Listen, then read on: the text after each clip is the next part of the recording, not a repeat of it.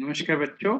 आज के इस वीडियो लेक्चर के अंदर हम जेई एडवांस 2024 का जो रिजल्ट डिक्लेयर हुआ है उसमें जो मेरिट लिस्ट बनती है for all categories, general, OBC, SC, ST, non creamy layer, OBC, NCL, PWD, दिव्यांग पीपल्स, उनकी जो एडवांस की रैंक लिस्ट सेलेक्ट होती है उसमें मिनिमम क्वालिफाइंग मार्क्स एक सब्जेक्ट में कितने चाहिए, टोटल कितना होना चाहिए, जो बच्चा एडवांस की लिस्ट में क्वालिफाई माना जाता है, उसके लिए आज एक इस वीडियो के लेक्चर के अंदर जो बच्चों के मन के अंदर थोड़ी सी भ्रांतियां रहती हैं कि कितने इतने मार्क्स का पेपर था। इस बार जो आईआईटी एडवांस का 2024 का पेपर था 306 पॉइंट्स का था, मार्क्स का कह लीजिए, 183 मार्क्स के दो पेपर थे, उनमें कितने कम से कम नंबर फिजिक्स, केमिस्ट्री, मैथ्स में आए पीसीएम, ताकि उनका रैंक एडवांस में माना जा सके। तो अलग अलग कैटेगरीज के लिए अलग अलग मिनिमम क्वालिफाइंग मार्क्स हैं। आज इस वीडियो लेक्चर के अंदर मैं अभी स्क्रीन शेयर करूंगा, उसके अंदर आपको दिखाएंगे कि आप देखोगे कितने मार्क्स हमारे पास चाहिए। It's very important thing. तो बहुत सारे बच्चों को ये कंफ्यूजन रहता है, एक होता है मार्क्स और एक होता है परसेंटेज ऑफ मार्क्स, एक एग्जैक्ट क्वालिफाइंग मार्क्स। अब ध्यान से आप देखिए, जो कॉमन रैंक लिस्ट होती है उसमें minimum percentage of marks in each subject जो है हमारे पास, ईच सब्जेक्ट में जो मार्क्स हैं वो हमारे पास आ रहे हैं 8.68%। Minimum percentage of marks in each subject होने चाहिए 8.68%, और minimum percentage of aggregate marks होना चाहिए 30.34%। ये हमारी जनरल, जिसको हम जनरल कैटेगरी कहते हैं, कॉमन रैंक लिस्ट है। नेक्स्ट कैटेगरी है OBC NCL rank list, other backward classes, non creamy layers. Non creamy layer को समझ लीजिए, ऐसे बच्चे जो अदर बैकवर्ड क्लासेस से डील करते हैं लेकिन उनके पेरेंट्स की इनकम 8 लाख से ज्यादा है, वो बच्चे इस कैटेगरी में काउंट होते हैं, इन एक तरह से जनरल में आते हैं। इनके लिए minimum percentage of marks E subject में, मतलब फिजिक्स, केमिस्ट्री, मैथ्स की बात हो रही है, 7.8% होना चाहिए। अगर 100 का पेपर है तो आप समझ लीजिए अबाउट 8। तो परसेंटेज ऑफ मार्क्स जो हमारे पास चाहिए, aggregate marks in E subjects, aggregate जो मार्क्स हैं 27.30%।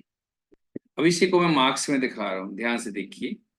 अगर ये क्वालिफाइंग परसेंटेज ऑफ मार्क्स था, तो एग्जैक्ट मार्क्स की बात कर लें, जो 2024 की जे एडवांस की रैंक लिस्ट उनके ऑफिशियल एडवांस जे एडवांस की साइट पे अपलोड हुई है, उसके हिसाब से रिजल्ट की प्रेडिक्शन ये आपको बताया जा रहा है।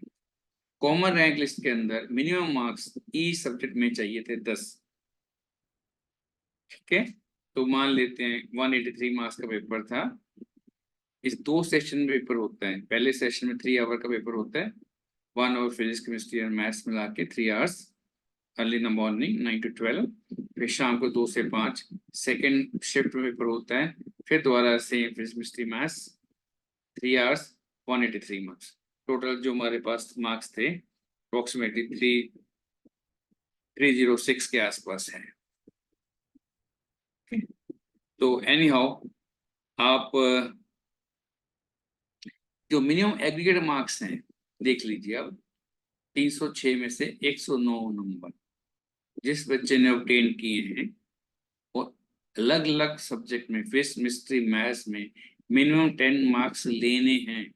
मान लीजिए आपके दो सब्जेक्ट में बहुत ज्यादा हैं, एक में 9 मार्क्स रह गए, you are not qualified in the JEE advanced rank list. दूसरी कैटेगरी जो आती है ज्यादा, OBC non creamy layer rank list, जिनके माँ बाप की इनकम 8 लाख से ऊपर है पिछले 3 साल के अंदर, ऐसा कुछ जो इनके प्रोस्पेक्टस में बताया गया है उस अकॉर्डिंग आपको बताया जा रहा है। इनके बारे में डिटेल वीडियो बाद में भी बनाया जा सकता है। आज की वीडियो के अंदर आप समझ लीजिए आपको एग्जाम के अंदर कितने मार्क्स लेने। 9 मार्क्स चाहिए आपको फिजिक्स केमिस्ट्री मैथ्स तीनों में मिनिमम, और टोटल 98 मिनिमम चाहिए, ताकि आप क्वालिफाई कर सकें। क्या आपको सीट मिलेगी नहीं मिलेगी, this is not the criteria. 10,000 से ऊपर बच्चे क्वालिफाई होते हैं, 10 से 15,000, उनमें जो क्वालिफाइड होते हैं 2 से 2.5 लाख बच्चा पर जो जेई मेन में, पहले जेई मेन एग्जाम होता है, उसमें जो फर्स्ट 2.5 लाख के ऐसे बच्चे आते हैं, उनको फिर जेई एडवांस में बैठने का मौका मिलता है। उसके अंदर जो बच्चे एग्जाम देते हैं, उनके एग्जाम के 2 पेपर्स के अंदर, सुबह और शाम के 2 सेट्स के अंदर, टोटल मान लीजिए अगर 306 नंबर मान लेते हैं, 306 का एग्जाम था, तो 98 चाहिए मिनिमम, ताकि वो उस सिलेक्टेड लिस्ट में आ सके।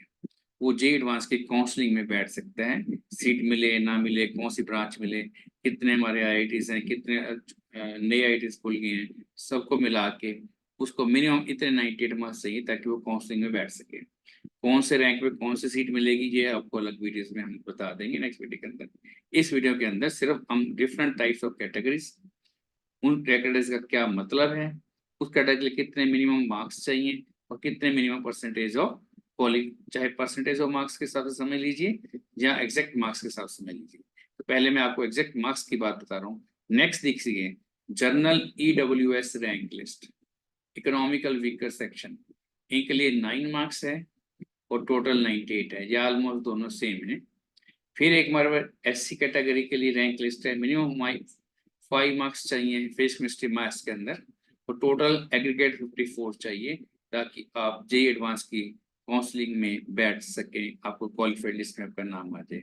इसी तरह से शेड्यूल ट्राइब रैंक लिस्ट के अंदर ऑलमोस्ट सेम है, 5 मार्क्स इन ईच सब्जेक्ट और 54 इन टोटल। नेक्स्ट कैटेगरी है common PWD rank list. Common rank list है, उसमें पीडब्ल्यूडी जो हमारे दिव्यांग कैंडिडेट्स हैं, उनके लिए भी ये ऑलमोस्ट कट ऑफ सेम गई है, 5 marks in E subject physics chemistry maths and minimum aggregate 54 in total. Next category है ओबीसी एनसीएल पीडब्ल्यू। इसको ध्यान से देखिए, अदर बैकवर्ड क्लासेस, उसके अंदर नॉन क्रीमी लेयर जिनके 8 लाख से ज्यादा हैं, तो उसके अंदर भी बच्चा दिव्यांग होगा पीडब्ल्यू कैटेगरी के अंदर, उसके लिए भी मिनिमम जो कट ऑफ गई है 5 मार्क्स इन ईच सब्जेक्ट और 54 एग्रीगेट मार्क्स चाहिए तीनों सब्जेक्ट मिला के। फिर नेक्स्ट कैटेगरी है जनरल ईडब्ल्यूएस पीडब्ल्यूडी, मतलब एक बच्चे की 2 कैटेगरीज हैं। जनरल कैटेगरी का बच्चा है लेकिन इकोनॉमिकल वीकर सेक्शन में जाता है, 2.5 लाख से कम इनकम है। पीडब्ल्यूडी दिव्यांग बच्चा भी है, दिव्यांग भी है, इकोनॉमिकल वीकर सेक्शन भी है और जनरल कैटेगरी भी है। उसके लिए भी जो मिनिमम क्वालिफाइंग मार्क्स हैं इन ई सब्जेक्ट वो 5 हैं और एग्रीगेट 54 गया है। ये 2024 के जे एडवांस की ऑफिशियल रैंक लिस्ट है। नेक्स्ट कैटेगरी है एससी पीडब्ल्यूडी। एससी कैटेगरी से बच्चा है शेड्यूल कास्ट और साथ में उसको दिव्यांग बच्चा है पीडब्ल्यूडी, उसके लिए जो कैटेगरी, उसके लिए भी जो कट ऑफ है 5 marks in each subject 54 in aggregate, तीनों मिला के 54 होना चाहिए, इसी में कम हो ज्यादा हो मिनिमम 54 चाहिए। साथ साथ में minimum marks 5 cut off condition भी सेटिस्फाई होनी चाहिए। फिर एसटी पीडब्ल्यूडी रैंक लिस्ट है, शेड्यूल ट्राइब और साथ में दिव्यांग बच्चा कोई है, दोनों कैटेगरी को यूज हो रहा है, कर रहा है, तो 5 मार्क्स इन ई सब्जेक्ट और 54 इन टोटल। एक ये कोर्स ध्यान से समझ लीजिए, ये प्रेपरेटरी कोर्स है रैंक लिस्ट के अंदर। ये एससी एसटी और पीडब्ल्यूडी के बच्चे आईआईटी के काउंसलिंग के दौरान अगर इनकी सीटें खाली रह जाती हैं, तो इसी कैटेगरी के इन बच्चों को प्रेपरेटरी कोर्स, एससी कैटेगरी में एससी, एसटी में एसटी, पीडब्ल्यूडी के बच्चों को जिनके marks 2 marks in each subject होते हैं और 27 इन टोटल एग्रीगेट होता है, इनको आईआईटी के अंदर एडमिशन मिल जाता है। लेकिन इनको आईआईटी के अंदर पहले 2 सेमेस्टर में प्रेपरेटरी कोर्स करके फिजिक्स केमिस्ट्री मैथ्स को पढ़ना पड़ता है और उसमें मिनिमम 40% मार्क्स लेने पड़ते हैं, जो आईआईटी के कंडीशंस हैं। इसी को ध्यान से देखिए, आपने मैंने क्वालिफाइंग मार्क्स के हिसाब से बता दिया है। इसी तरह से जो अगर परसेंटेज की बात कर लें, परसेंटेज का मतलब होता है कि 100 नंबर का पेपर है तो 8.68 का मतलब है अप्रोक्सीमेटली 8.6 नंबर। इस तरह समझ लीजिए, परसेंटेज और qualifying marks one and the same thing. तो इसमें भी कैटेगरी सेम है। कॉमन रैंक लिस्ट में 8.68% है। Minimum percentage of marks total का हमें 30.34% चाहिए। इसी तरह से ओबीसी एनसीएल रैंक लिस्ट है, उसमें 7.8 है, 27.30 है। इस तरह से आप रैंक लिस्ट को पढ़ सकते हो। जनरल ईडब्ल्यूएस रैंक लिस्ट के अंदर 7.8% हर सब्जेक्ट में नंबर चाहिए, फिजिक्स केमिस्ट्री मैथ्स। और तो उसी मार्क्स को परसेंटेज की फॉर्म में बताया गया है। 27.30% एग्रीगेट मार्क्स चाहिए in physics chemistry and math taken together. इस तरह से एससी कैटेगरी की रैंक लिस्ट है, उसका भी मिनिमम कट ऑफ 4.34% है। मतलब 4.34% मार्क्स मिनिमम फिजिक्स में चाहिए, इतने ही केमिस्ट्री में, इतने मैथ्स में। और एग्रीगेट हमारे 15.17% चाहिए।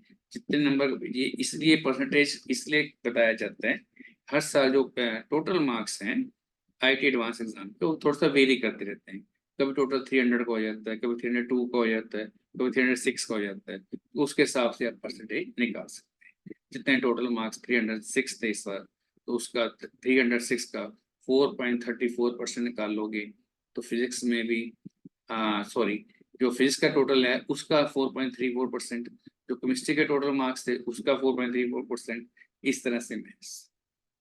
सिमिलरली अदर कैटेगरीज को आप देख सकते हो। कॉमन पीडब्ल्यूडी रैंक लिस्ट में पहले भी बता दी है। जनरल कैटेगरी लेकिन साथ में दिव्यांग बच्चा हो उसके लिए ये है। OBC NCL PWD other backward classes non creamy layer and दिव्यांग कैटेगरी। तो ओबीसी का बच्चा हो, नॉन क्रीमी लेयर में आता हो, जिसके माँ बाप की इनकम 8 लाख से ज्यादा हो, और दिव्यांग बच्चा हो, उसके लिए ये 4.34% कट ऑफ है और 15.17% टोटल मार्क्स से कट ऑफ है। इसमें जो प्रेपरेटरी कोर्स है रैंक लिस्ट है 2.17%, जितने नंबर का टोटल फिजिक्स का पेपर था उसका 2.17% उसके बच्चे के मार्क्स आने चाहिए। फिजिक्स में भी, केमिस्ट्री में भी, मैथ्स में भी। टोटल जो 306 का अगर मान लीजिए 306 का 7.58% करोगे तो आपके पास 27 मार्क्स ही बनेंगे। तो ये बहुत सारे बच्चों में कंसेप्ट एंड मिसकंसेप्ट टाइप रह जाता है कि हमारे कितने मार्क्स आए, हम सिलेक्ट होंगे कि नहीं होंगे। ये सिर्फ मिनिमम कट ऑफ है। मिनिमम परसेंटेज ऑफ मार्क्स इस सब्जेक्ट की है। मिनिमम परसेंटेज एग्रीगेट मार्क्स इतने आपको लेने ही पड़ेंगे ताकि आईआईटी की एडवांस लिस्ट में, क्वालिफाइड लिस्ट में आपका नाम आ जाए। उसके बाद फिर आप काउंसलिंग होती है आईआईटी एडवांस की, वो उसके अलग वीडियो बनाएंगे। उसमें अलग अलग ब्रांचेस कितने आईआईटीज हैं, बॉम्बे, दिल्ली, मद्रास, चेन्नई, खड़गपुर, कानपुर और और बहुत सारे न्यू आईआईटी स्कूल गए हैं। उनके अंदर एडमिशन्स कैसे, काउंसलिंग के अंदर हम कैसे चूज करें, वो कभी फिर नेक्स्ट वीडियो के अंदर आपको बता देंगे। आज की वीडियो के अंदर ये आपके अंदर डिफरेंट टाइप्स ऑफ कैटेगरीज, उनके लिए कितने मार्क्स चाहिए मिनिमम हमें ज़्यादा से ज़्यादा अचीव करने हैं ताकि हम आगे की कंपटीशन वाली आगे वाली मेरिट लिस्ट में आए, ताकि हमें सीट अलॉट हो जाए।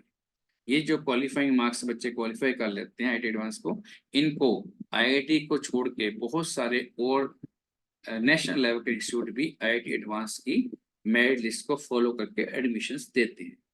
उनमें बहुत सारे इंस्टीट्यूट्स आते हैं जो आईआईटी एडवांस की मेरिट लिस्ट को ही फॉलो करते हैं। नेक्स्ट वीडियो के अंदर हम बताएंगे कौन कौन से डिफरेंट इंस्टीट्यूट्स हैं जो आईआईटी एडवांस की मेरिट लिस्ट को फॉलो करके आपको डिफरेंट इंजीनियरिंग कोर्सेज में, बीएससी कोर्सेज में या डिफरेंट टाइप के इंस्टीट्यूट्स के अंदर कैसे एडमिशन मिल सकता है।